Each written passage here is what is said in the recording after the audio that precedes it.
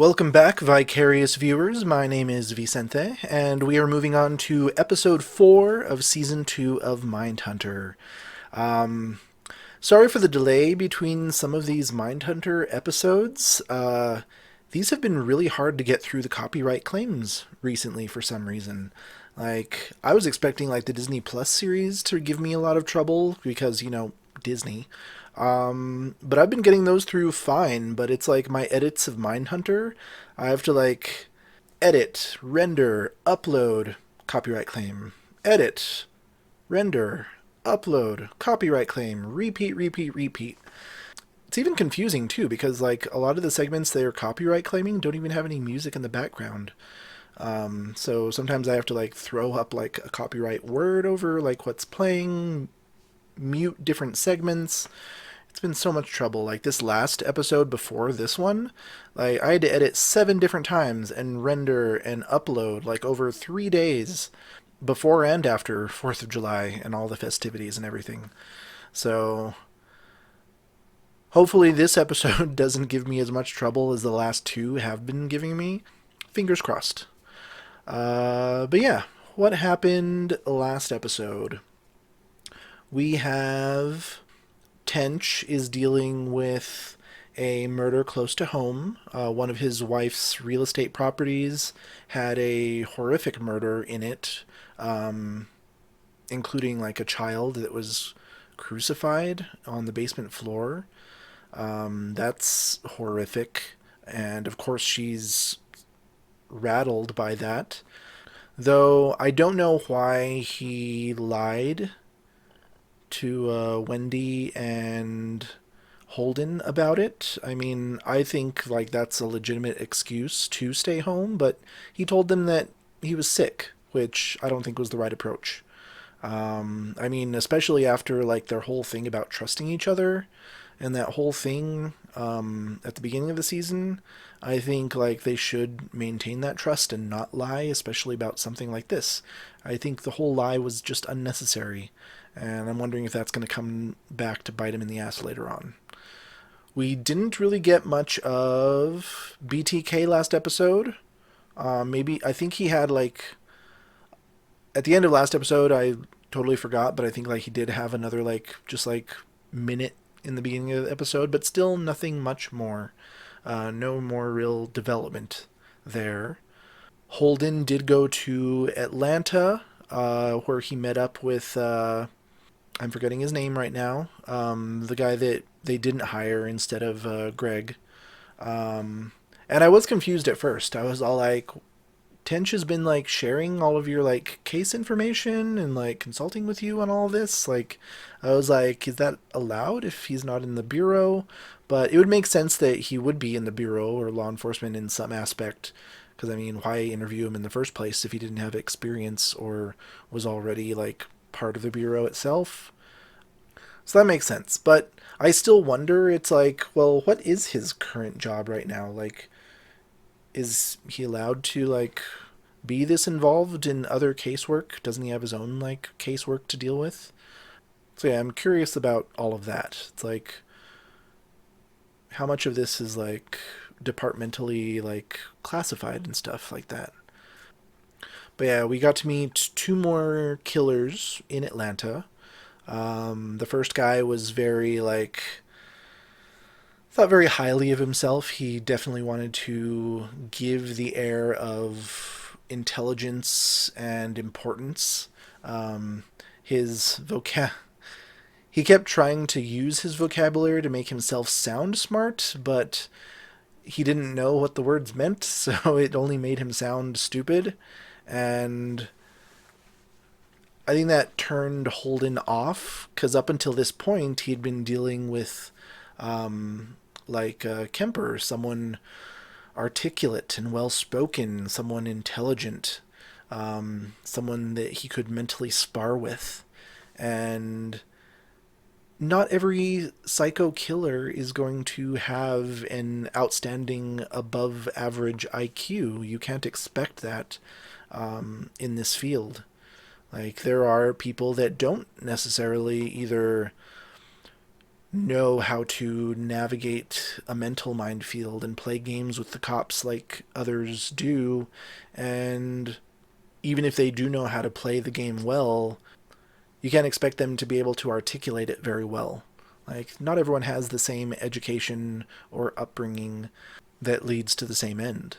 You're going to have different killers from different backgrounds and different intelligence levels, but that doesn't mean you need to dismiss them because this is all encompassing. You need to find killers of all types that fit these, like, you need to be able to find serial killers of all types. Wendy seemed annoyed by his dismissal of these killers. And then we met our first black serial killer, who himself was even. He didn't necessarily have a bad IQ, but very simple in his like thinking. Like there seemed to be no real forethought or organization in his killing. Just an attempt to try to like throw cops off the trail, and he thought he was like smart in telling them like, oh, don't mind the stationery, like ha ha ha, I'm like outwitting them by telling them not to worry about it. And I think as an afterthought, when they were all talking and the other agents were like seeing like good material in the interviews and like thinking like these are still interesting killers even if they're not the brightest crayons in the box, there's still something to gain from them. Holden dismissed them outright, so he didn't get those insights because he didn't give them as much thought as he thought they deserved. Uh, I think at that moment he looked kind of disappointed, maybe in himself, because it seemed like he was the outsider in this conversation. He couldn't give the insights that other people were gleaming from these conversations. And I wonder if he's going to start to question himself more because of this. He also got blindsided by a hotel clerk. She asked him to like meet her after his shift. He kind of took that as like a date, but it turned out that she wanted his set of eyes on a situation happening there in Atlanta where a bunch of boys were being murdered, African American boys.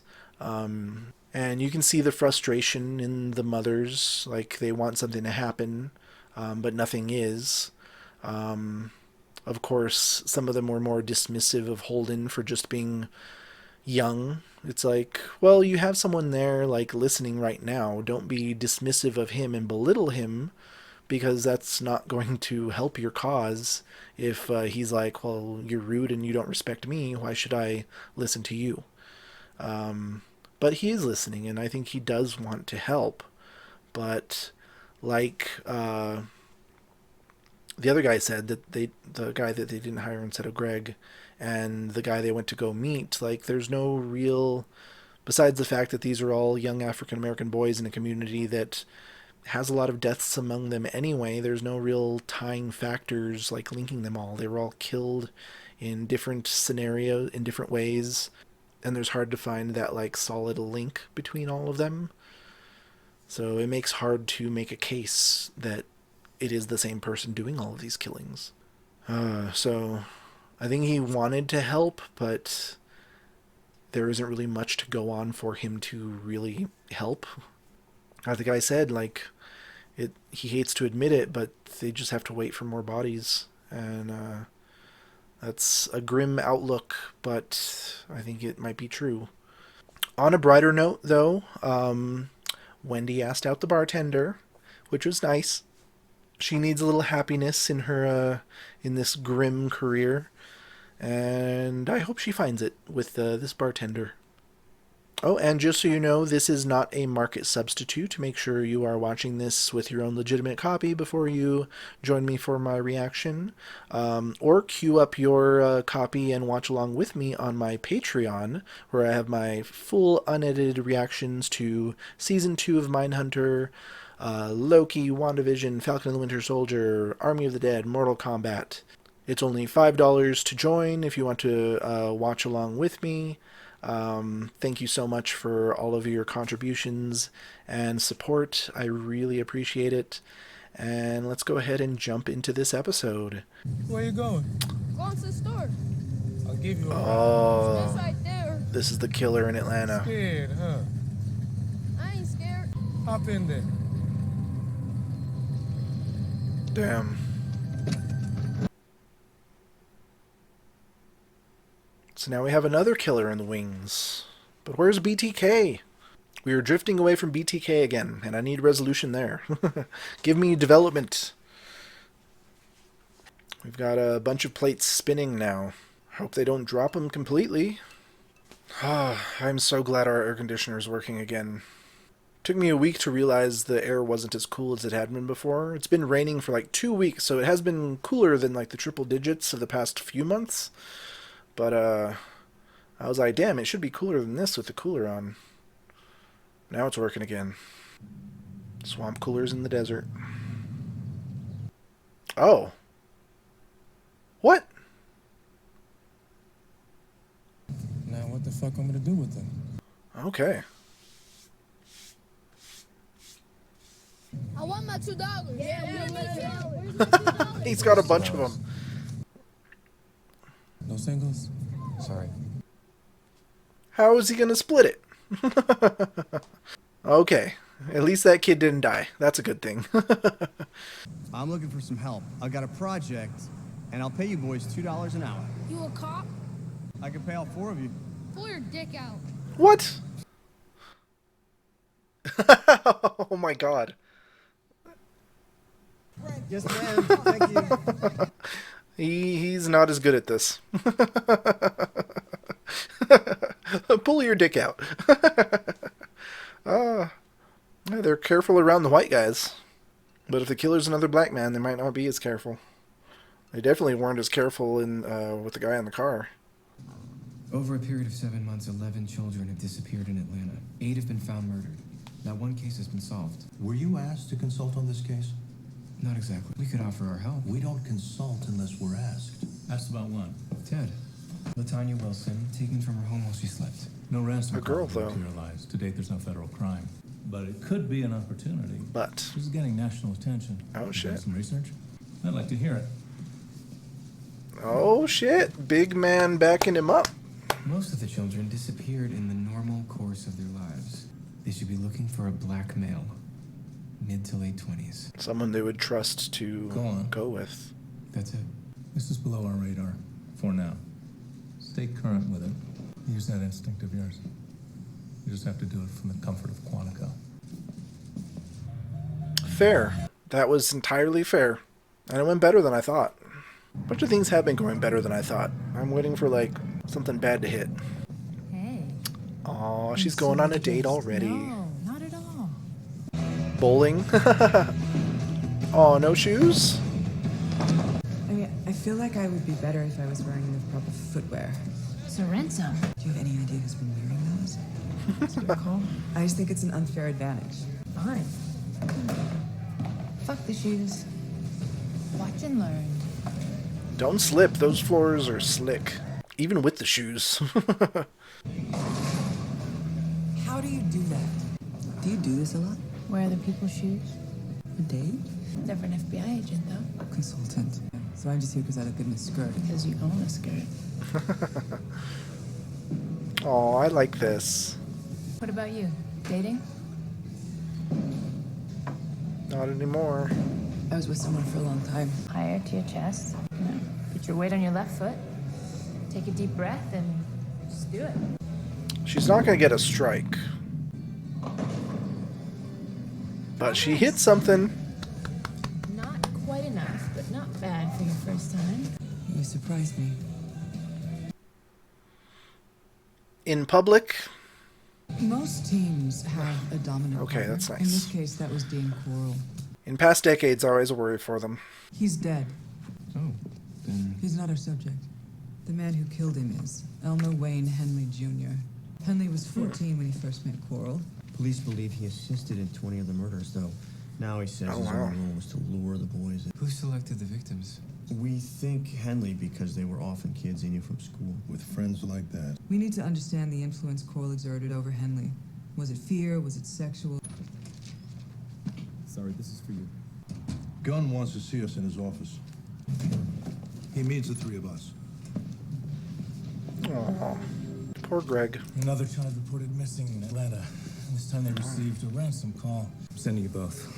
When do we leave? Today. Be methodical, do your legwork, and follow your instincts. So Candyman's killer gets sidelined? Why was I even in that meeting? Maybe was he trying to make me feel better by tipping his hat to science? How many cases are there? This one makes 12. Typically, how long would it take you to solve 12 murders?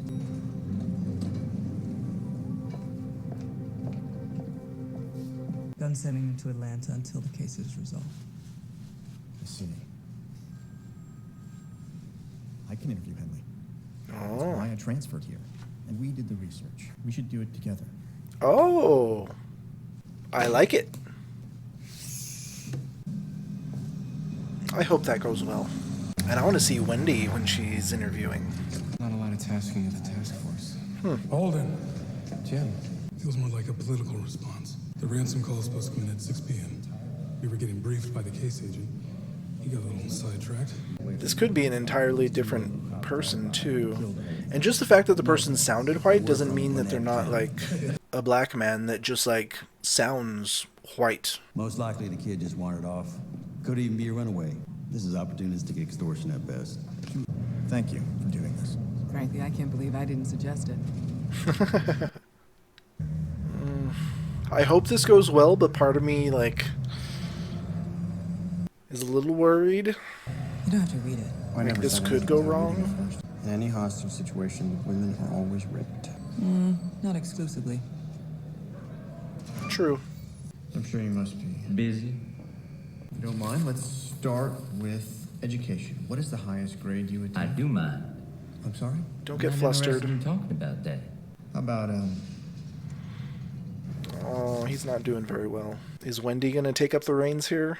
one moment. I'm sorry, Wayne. Hey! Don't you call me that.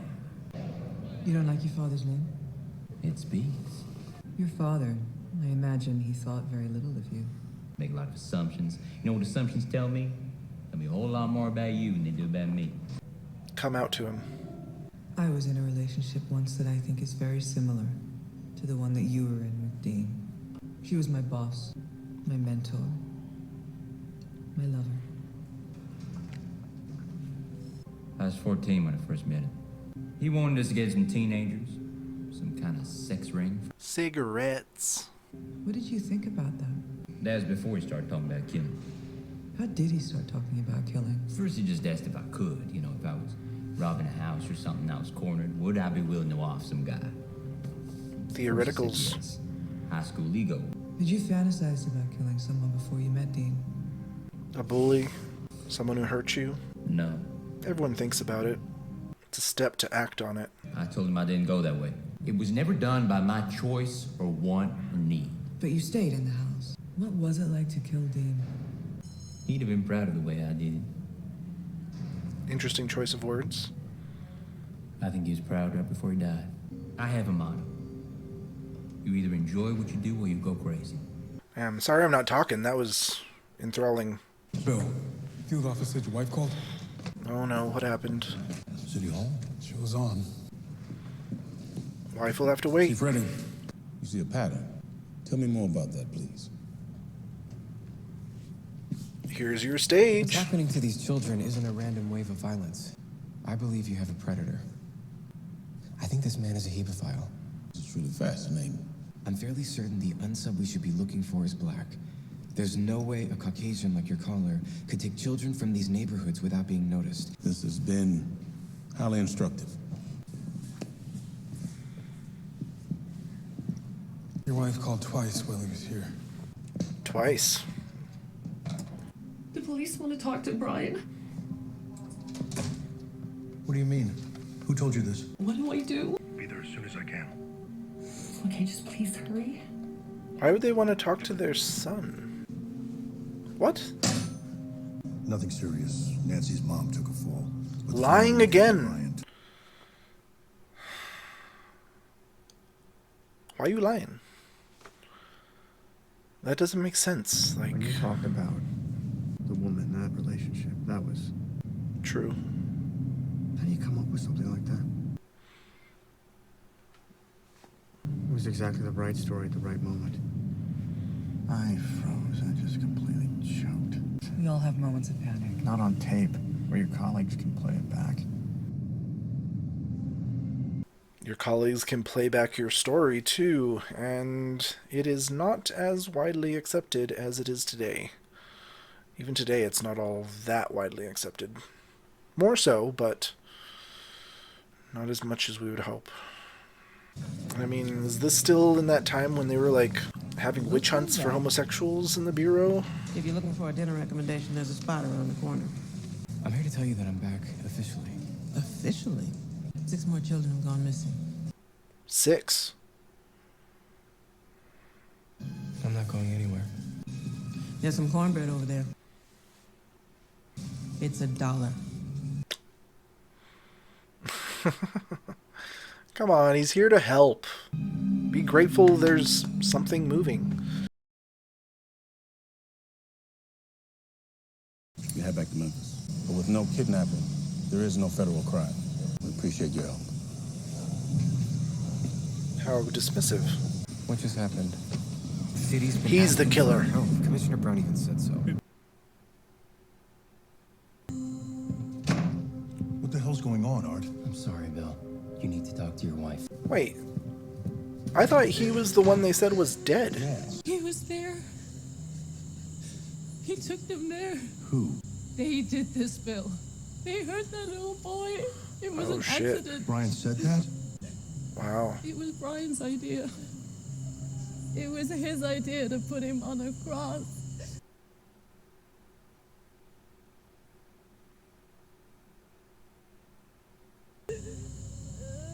Holy shit. Holy shit.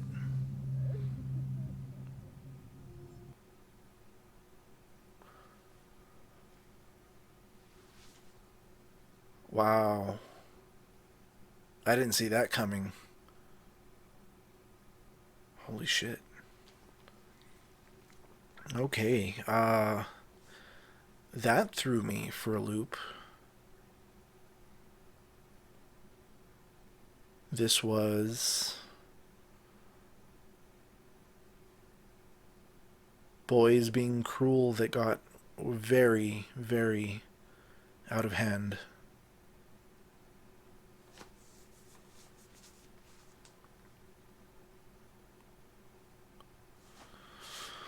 Okay, that was episode 4 of Mindhunter.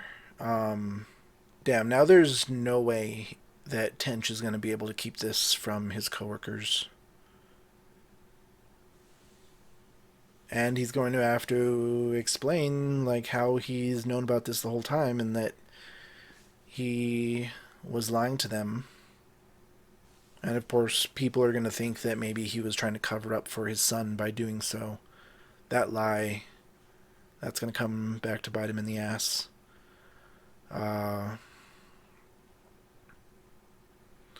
So the older boys were cruel, and this may have been some kind of hazing of another child that got way out of hand and resulted in his death.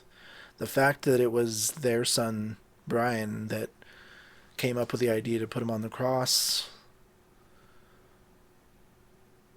is horrible, but sad to say, I wish it was more surprising in this situation. In hindsight, like, it was surprising to hear it in the first place, but in hindsight, him being autistic, right?